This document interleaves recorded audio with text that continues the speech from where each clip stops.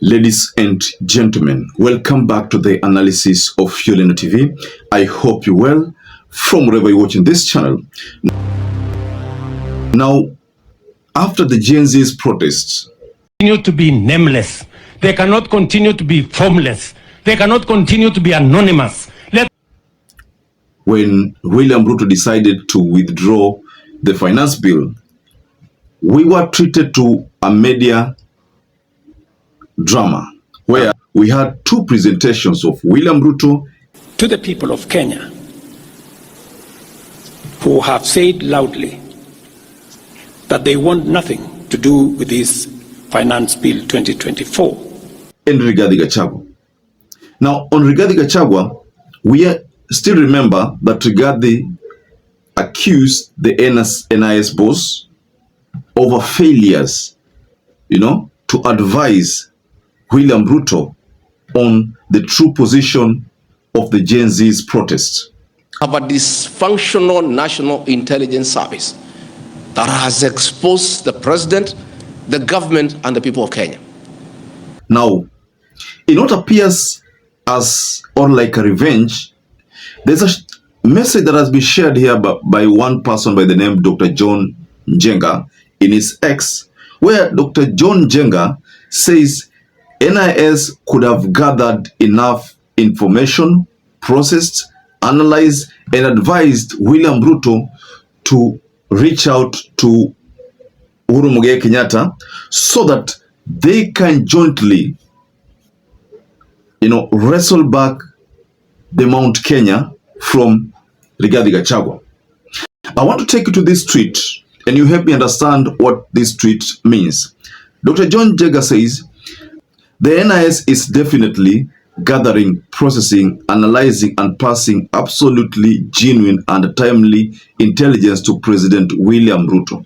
Seems like the NIS is not missing a heartbeat. The NIS is several moons ahead of time. Such a visit to President Uhuru Kenyatta is not just a visit. Well, good for Kenya.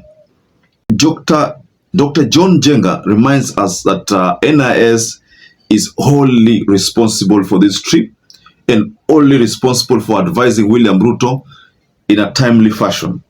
And all these are to try to counter the growing issue, the problem that is being experienced in Mount Kenya. Because you've realized lately, most leaders allied to William Ruto suffer rejection in Mount Kenya.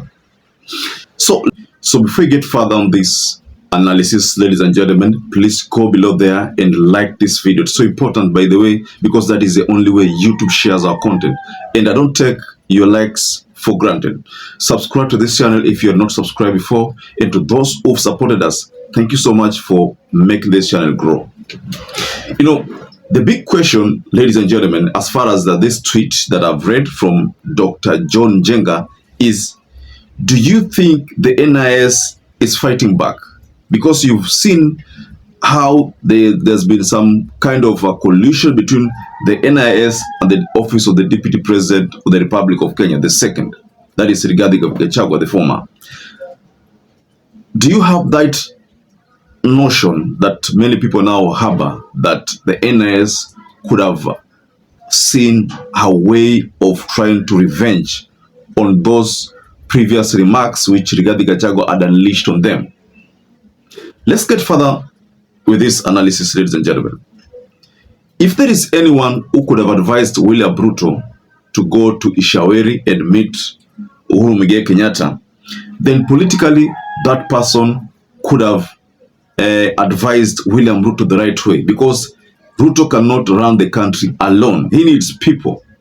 Of course, everybody knows that, or thinks or believes that Ruto's policies don't work.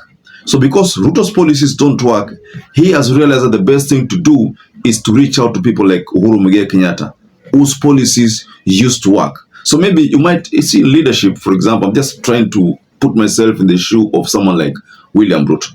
If you push everything and things are not working, the best thing is for you to probably go to your predecessor and, try to seek for some advice from that individual on what needs to be done, and that is in the spirit of nation building.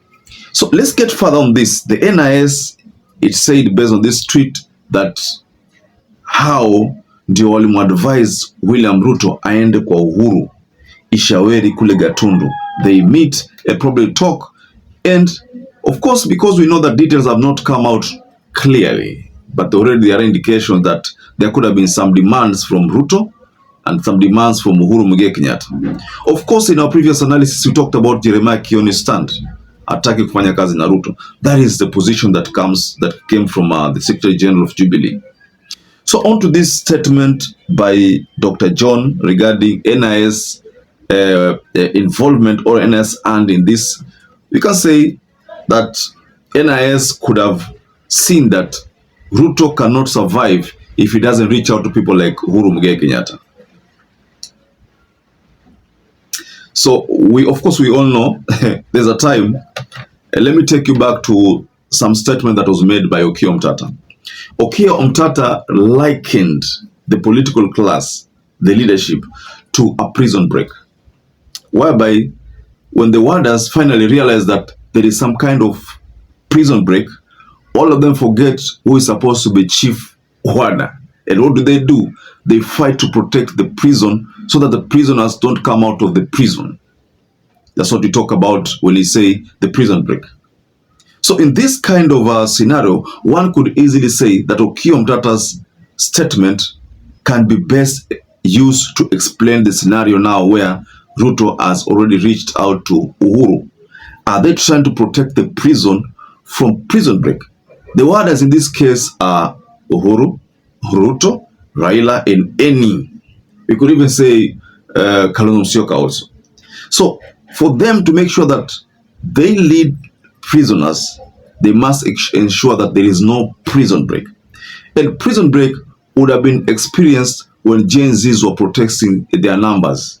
You know, that was a huge threat to the warders who are in this case Ruto, Uhuru, Raila, and most likely Kalonzo Musyoka. But we know very well that Ruto has so far reached out to Raila and Uhuru, but he has not been successful in reaching out to Kalonzo Musyoka. But already there is talk that Kalonzo was spotted in State House. There's a picture that has been circulating where Kalonzo Musyoka is seen in State House. That picture, I'm still trying to look for some more details about it. I'll bring it in another analysis, but I'm still looking for more information regarding that picture. So back to this debate regarding NIS involvement.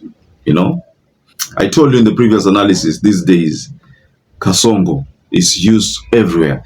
Like right now, trying to read the responses to this tweet regarding a position that John Jenga has issued. There's someone here by the name Gabriel Simiyu. Gabriel Simiyu says, it is a risky move. They are deciding to build up UK as the guy with the last call. UK is taking it, knowing that will be the leverage in that season of chaos. He can still stand and say Kasongo ni mwizi. And for Kenya to move on, we must refuse everything about must go. So you see, in this tweet, we've also been told about Kasongo. So someone else by the name Lily K says, the corrupt must protect their interests. They know that if they don't work as one, they will lose, and this will lead to community prison. It is up to Kenyans now to unite and fight these thieves and corrupt. Okay, someone with the name Unilateral says, the last time a sitting president visited his former, the latter died. It's not a big deal for us, some kind of a farewell.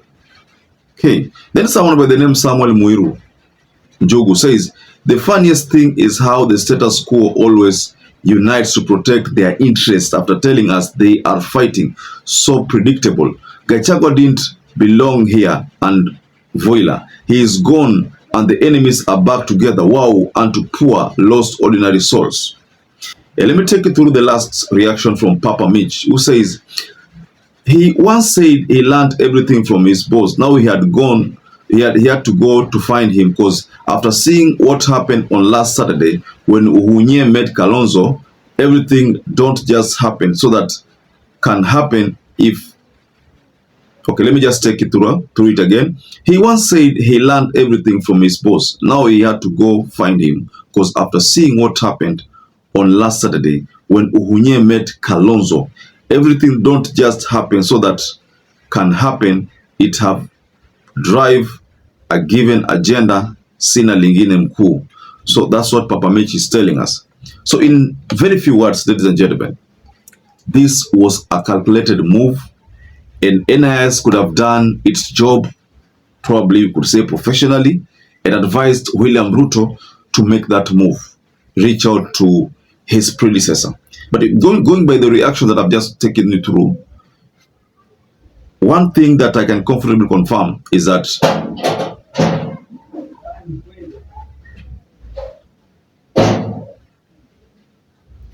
the warders have come together to protect the prison from prison break.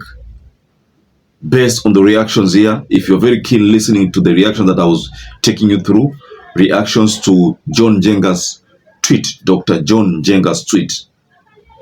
So, ladies and gentlemen, I would like to rest my case there. But just go below in the comment section and you can offer reaction on this tweet that I took you through. Maybe allow me to take you through this tweet again, perhaps if you've forgotten about the details. This is what Dr. John Njenga said. The NIS is definitely gathering, processing, analyzing, and passing absolutely genuine and timely intelligence to President William Ruto.